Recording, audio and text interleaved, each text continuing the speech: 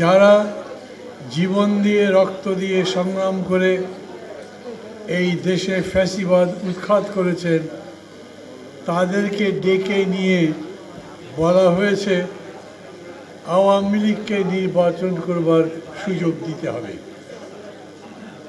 তার চাইতে বড় কথা হলো বলা হয়েছে ওদের সাথে পারলে একটা সমঝোতা করো।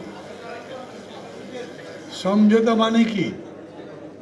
আসন ভাগাভাগি করবে, তার মানে আগের মতো ভোট হবে। কথা সোজা সাপটা বললে একটা, আর কথা যদি ভেতর থেকে বোঝার চেষ্টা করেন তাহলে তার মধ্যে মানে আর একটাও হতে পারে। আমার খুবই অবাক লাগে আওয়ামী লীগের সাহস হয়নি এখনো বাংলাদেশের রাজনীতিতে অনুপ্রবেশ করা। ওরা রাজনৈতিক তৎপরতা শুরু করেনি। তারা মাঝে মাঝে চুরি টুরি করে বক্তৃতা করে ভিডিও দেয়, কিন্তু সভা করবে, সমিতি করবে, মিছিল করবে সেই জায়গায় নাই। তারা নিজেরা রাজনীতি করছে না। আমাদের এখানে ছোট বড় কিছু কিছু মানুষ তাদের নিয়ে এত কথাবার্তা বলছে যে তাদের নিউজ পত্রিকায় ছাপা হতে শুরু করেছে। তাদের তৎপরতায় আওয়ামী লীগ এখন আবার বাংলাদেশের রাজনীতিতে প্রাসঙ্গিক হয়ে যাচ্ছে। আমি প্রথমত বাংলাদেশ সরকারের কাছে বলতে চাই, ব্যক্তিগতভাবে আমি আমার দল খুবই উদ্বিগ্ন। সরকারের উচিত যার যেটা বলা উচিত নয়, যিনি যেটা বলতে পারেন না, তার কথা সম্পর্কে সরকারের একটা ব্যাখ্যা দিয়ে দেওয়া। আইএসপিআরের কথা বলা উচিত। এরকম করে অনধিকার চর্চা করার কোনো দরকার নেই। খুবই স্পষ্ট হচ্ছে এই, আমাদের দেশে বিশেষ করে এখন যে অন্তর্বর্তী সরকার আছে তার প্রধান একটা অন্তর্ভুক্তিমূলক রাজনীতির কথা বলেছেন প্রথমেই। আমরা স্বৈরতন্ত্র থেকে আবার গণতন্ত্রে যাব, উনি মনে করেন একটা গণতান্ত্রিক পদ্ধতিতে যাওয়া উচিত। কোনো কোয়ার্শন নয়, শক্তি প্রয়োগ করে গণতন্ত্র প্রতিষ্ঠা করা যায় না উনি মনে করেন। কিন্তু সেই কাজ করতে গিয়ে যখন 15ই আগস্ট সামনে এসছে তখন তিনি গণতান্ত্রিক পথে তাদেরকে নিবৃত্ত করতে পারেননি। যিনি স্বরাষ্ট্র মন্ত্রণালয়ের দায়িত্বে ছিলেন উপদেষ্টা, তিনি বলেছিলেন তাদের তো আমি সভা সমিতি করতে নিষেধ করিনি, কিন্তু তারপরে সভা সমিতি যেন ওই দিন পালন করা নিষেধ করতে হয়েছিল। আপনি যাকে সুযোগ দেবেন, অন্তর্ভুক্ত করবেন রাজনীতির মধ্যে, গণতন্ত্রের মধ্যে, তার মধ্যে যদি কোনো গণতান্ত্রিক মূল্যবোধ না থাকে তাহলে তিনি গণতন্ত্রের অঙ্গনে প্রবেশ করলে পুরো গণতন্ত্র বিপদগ্রস্ত হয়ে যেতে পারে। দেশে আইন শৃঙ্খলা পরিস্থিতি তৈরি হতে পারে, বিশৃঙ্খলা হতে পারে।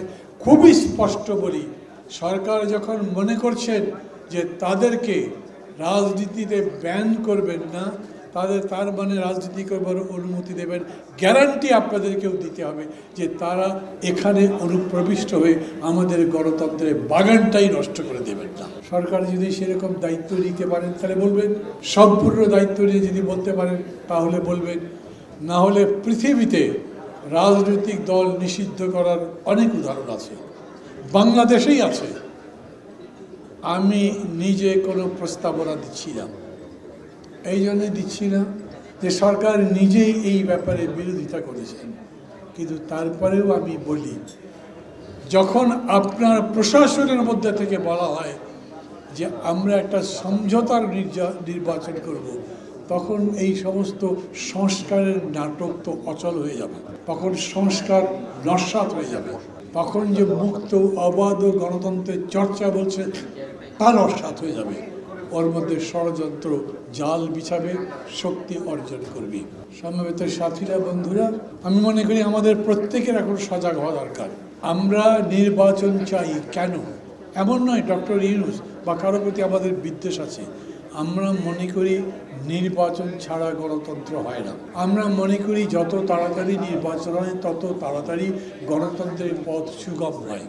নির্বাচনের কথা বললেই যদি কেউ এরকম করে মনে করে ওদের ক্ষমতার খুব লোভ, তাহলে যারা নির্বাচন দিতে দেরি করেন তাদেরকেও তো সেই একই অভিযোগ করা যায়। কোনো অভিযোগ পাল্টে অভিযোগ করবার দরকার নাই। দেশে গণতন্ত্র প্রতিষ্ঠার জন্য যেহেতু নির্বাচনের কোনো বিকল্প নেই, অতএব যত তাড়াতাড়ি নির্বাচন দেওয়া যায় এবং জনগণের গণতান্ত্রিক অধিকার প্রতিষ্ঠা করা যায় ততই লাভ। আমাদের কারো প্রতি কোনো বিদ্বেষ নাই, কাউকে ঠেকাতে চাই না, কাউকে আটকাতে চাই না, এমনকি আওয়ামী লীগকেও নয়। কিন্তু আমরা জানি যত অন্যায় তারা করেছে মানুষ তাদেরকে গ্রহণ করবে না। আমরা এটাও জানি যেই প্রধানমন্ত্রী বক্তৃতা করতে পারেন আমি এত উন্নতি করেছি যে আমার পিয়নের 400 কোটি টাকার সম্পদ আছে। ভেবে দেখেন, প্রধানমন্ত্রী এইটুকু বিবেচনাবোধ দেয় যে 400 কোটি টাকা লুট না করে কোনোদিনই কামাই করা যেতে পারে না। উনি তার পক্ষে কথা বলেছেন, বলেন ও তো হেলিকপ্টারে চড়ে বাড়ি যায়, লজ্জা করে না?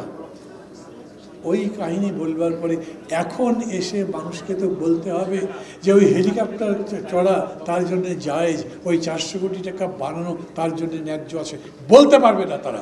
আমি মনে করি 15 বছর যে দুঃশাসন, সেই দুঃশাসনের পক্ষে কোনো ন্যারেটিভ মানে রাজনৈতিক বক্তব্য জনগণের সামনে দেবার মতো শক্তি তাদের নাই। এই জন্যে ওদের আমরা ভয় করি না। আমরা শুধু ভয় করি ওরা পরিবেশ নষ্ট করবে, বাগানটা নষ্ট করবে, গণতন্ত্রের যে যাত্রা আমরা শুরু করতে পারি তার পথে বিঘ্ন সৃষ্টি করবে। নিশ্চয়ই আমরা তার বিরুদ্ধে লড়াই করব এবং জয়লাভ করব, সেই বিশ্বাস রেখে আমি আমার কথা বলা শেষ করছি।